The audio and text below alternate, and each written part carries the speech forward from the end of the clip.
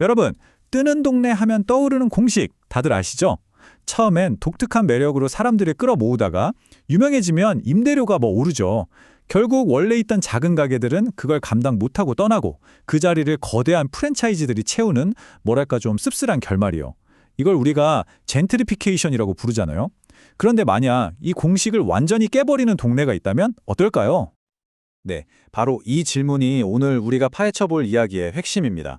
어떻게 하면 젠틀리피케이션의 저주를 피하고 계속해서 그 매력을 유지할 수 있을까?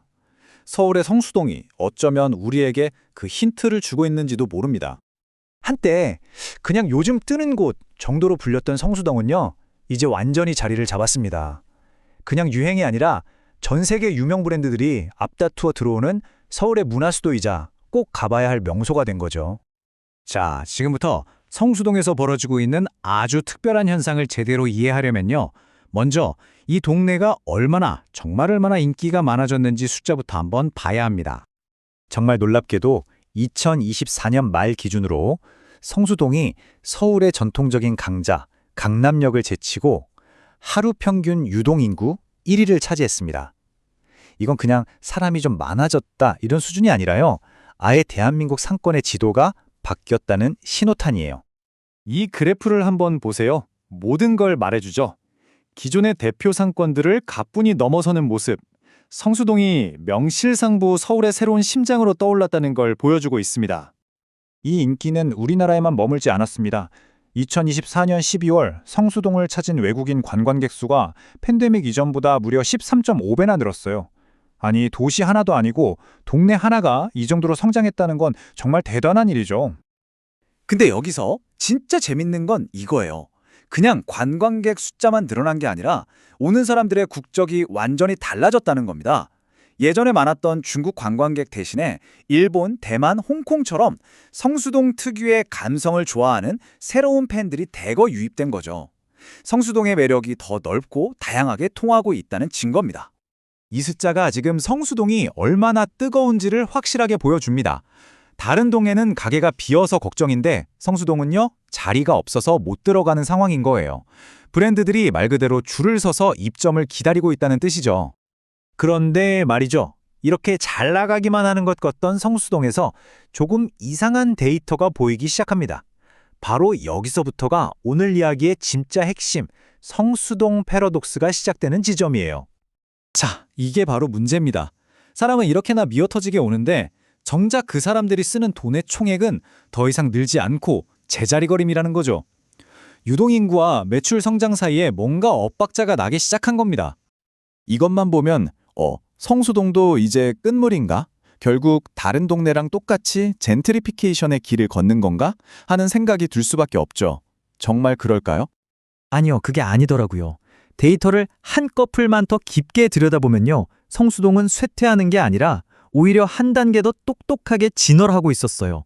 찾아오는 사람들의 얼굴부터가 바뀌고 있었거든요. 이 변화를 좀 보세요. 딱 1년 만에 주 소비층이 20대에서 구매력이 훨씬 높은 30, 40대로 확 바뀌었어요. 이게 그냥 나이 많은 사람이 온다 이런 단순한 얘기가 아니에요. 진짜 구매력을 갖추고 브랜드의 가치를 알아보는 진성 팬들이 성수동의 중심이 되고 있다는 아주 강력한 신호입니다. 사람들이 돈을 쓰는 시간대도 달라졌습니다. 특히 밤 10시가 넘어서 이 심야 시간 매출이 늘었다는 게 아주 중요해요. 이건 뭐냐? 성수동이 그냥 낮에 쇼핑하고 끝나는 곳이 아니라 밤 늦게까지 머물면서 즐기는 말 그대로 라이프 스타일의 중심지가 됐다는 증거죠. 사람들의 일상 속으로 더 깊이 파고든 거예요. 그리고 이제 이 성수동 패러독스를 푸는 마지막 그리고 가장 중요한 열쇠가 등장합니다. 바로 성수동에 들어온 브랜드들이 스스로를 바꾸는 방식이에요. 이걸 성수 효과라고 부를 수 있을 것 같아요. 보통은 대기업 브랜드가 들어오면 동네 분위기가 바뀌잖아요. 그런데 성수동은 정반대예요. 동네가 가진 고유의 힘이 너무 세서 오히려 거대 브랜드들이 성수동 스타일에 스스로를 맞추는 거죠. 이게 바로 젠트리피케이션을 막는 성수동만의 비밀병기인 셈입니다. 한 전문가도 바로 이 점을 정확히 짚어냅니다. 거대한 자본과 개성 있는 작은 가게들이 서로 싸우는 게 아니라 아주 절묘하게 공존하면서 성수동만의 건강한 생태계를 만들어가고 있다는 거죠.